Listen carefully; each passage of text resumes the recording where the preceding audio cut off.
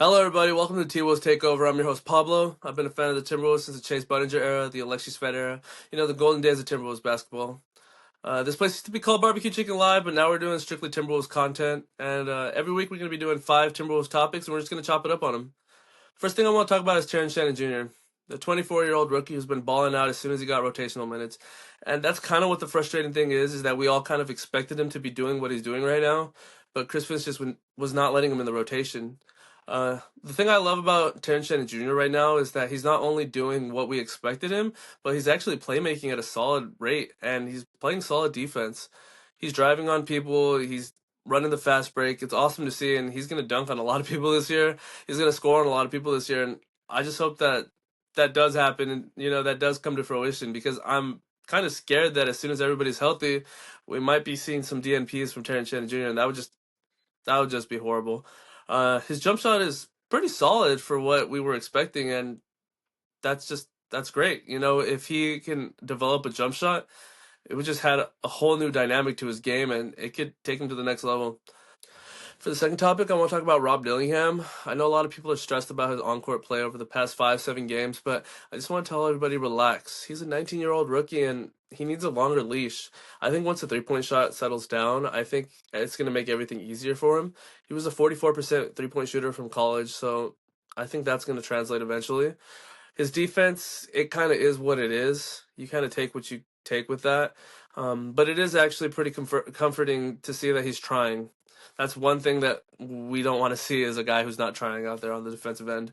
And speaking of defense, I'll go to the third topic, is Jaylen Clark. He's been a stud, and I know we're talking about a lot about young players, but they've just been balling out with the injuries. And Jaylen Clark, I think he's immediately a top 3-4 perimeter defender. He kind of shut down SGA when he was guarding him. SGA scored 1 for 7 when being guarded by Jaylen Clark, and Jaylen Clark got a pretty good block on him that you don't see SGA getting blocked on in that shot a lot. So it's been really impressive, and he's a guy that no matter who is coming back in the rotation, you gotta stick with Jaylen Clark. I kind of feel like I like him a little bit more than Nah now, which seems kind of crazy to say, but I just want to say that if Nah leaves in free agency, I guess I'm kind of fine with it now, because Jaylen Clark kind of gives you what Nah gives you, but he's younger. I hope Jaylen Clark can finish developing that 3-point shot, and we'd have a perfect replacement for Nickeil Alexander-Walker. For the fourth topic, and I know we're kind of rapid firing these, but that's kind of what's going to be every week. I want to talk about Donte Divencenzo and Julius Randle, give an update on their injuries. For Donte Divencenzo, he's been cleared for basketball activities, and for Julius Randle, he's been cleared for 5-on-5s. So I think that means Julius Randle, we should be seeing him in the next couple of days, and Donte Divencenzo, unfortunately, we might have to wait for next week. Which is kind of a bummer to hear, because I've really been anticipating seeing him go back in the starting lineup with Anthony Edwards. I really hope Chris Finch doesn't go back with Mike Conley, because Donte Divincenzo and Anthony Edwards have been really good in the starting lineup. Donte Divincenzo was averaging about 16, 5, and 6, and I just want to see him play with Naz Reid and Anthony Edwards again. That kind of goes to my fifth topic, is Naz Reid. He needs to be starting regardless if Julius Randle comes back.